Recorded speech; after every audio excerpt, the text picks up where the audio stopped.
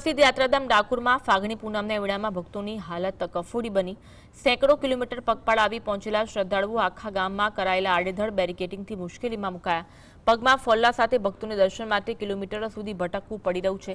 આક્ષેપ છે કે શૌચાલય જેવી પાયાની સુવિધાનો અભાવ છે અને પોલીસ તંત્ર ભક્તોને રંજાડી રહ્યું છે। બજારના રસ્તાઓ બંધ કરી દેવાતા વેપારીઓ પણ પરેશાન છે। જ્યાં તંત્રએ ખડેપગે રહેવાનું હતું તે અધિકારીઓ મોબાઈલમાં વ્યસ્ત જણાતા શ્રદ્ધાળુઓનો આક્રોશ ફાટી નીકળ્યો છે।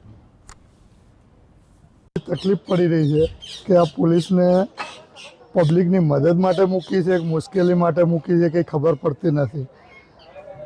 પદયાત્રીઓ બધા બચારા ફોલ્લા પડી ગયા છે, નથી દર્શન કરવા જઈ શકતા।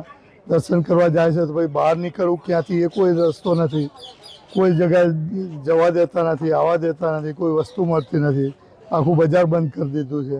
તો એટલી બધી મુશ્કેલી પડી રહી છે। तो बहुत खराब व्यवस्था ज नहीं डाकोर में बहुत तकलीफ पड़े छे। दर्शन करीने आवेला 5 किलोमीटर चालीने तो तमारे आवવું પડે છે। આ દરેક જગ્યાએ બેરિકેડિંગ કરેલું છે, શું કહેશો એ બાબતે? કશું છે જ નહીં, બહાર નીકળવાનો કોઈ રસ્તો જ નથી। બહાર ગોળ ગોળ ફરાવ, આમ જાઓ એવું કરે છે। મારે નાની બેબી છે, કાલે અમે 5 કિલોમીટર ચાલ્યા, પોલીસો કોઈ સરખા જવાબ નથી આપતા।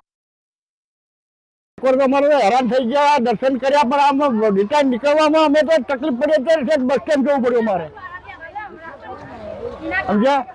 गोमती घाटे थी आम बधा अमने फेरे ज कर्या छे।